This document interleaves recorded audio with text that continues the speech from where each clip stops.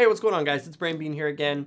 And in this video, we're gonna be doing a build featuring the AMD Combat Crate. Now, if you guys remember, I did an unboxing for that crate about a week ago.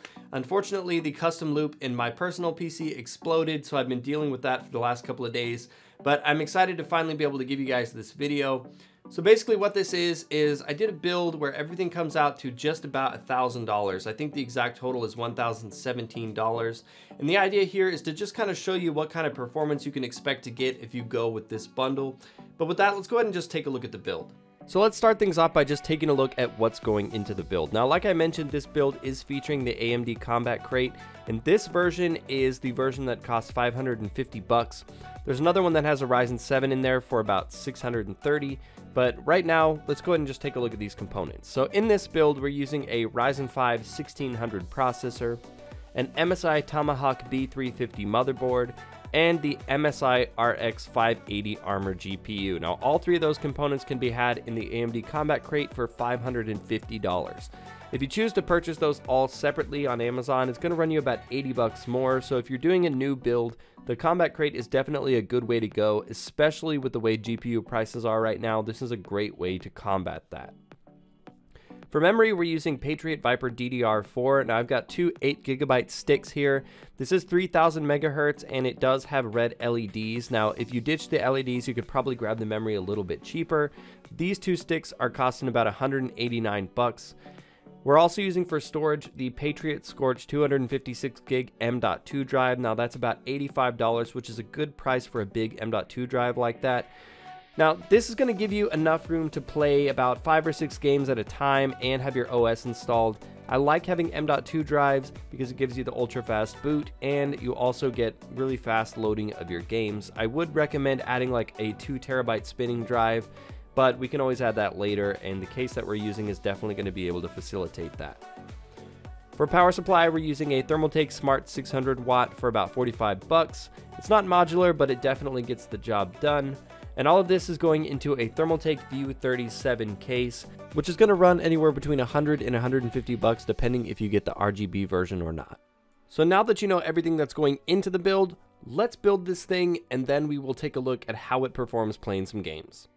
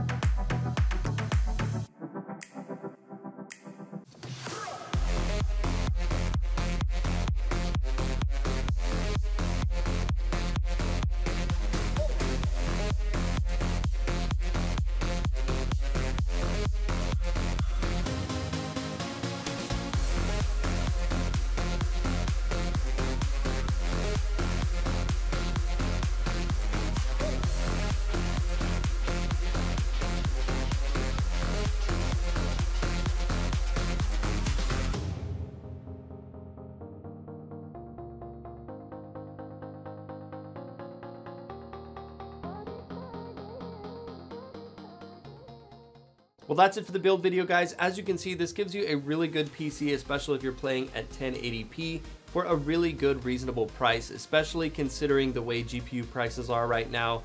If your area is still having a lot of issues with GPU prices, this might be a good way to take a look. I want to give a quick thank you to Thermaltake and Patriot for supplying their respective parts in this video, as well as AMD for sending over a combat crate so that I could show it to you guys. But let me know in those comments down below what you think about the combat crate. Do you like what AMD is doing to try and do something about the GPU problem with the miners? I definitely like to see a company that's at least trying to do something about it and is giving gamers what we need, which is parts to build new PCs. Anyways, guys, give this video a like if you enjoyed it, show your support, and if you're new here, I'd love to see you subscribe because I've got a lot more videos like this coming out in the near future. You can also follow me on Twitter at Brainbean Gaming, but as always, guys, thank you so much for watching, and I will see you in the next one.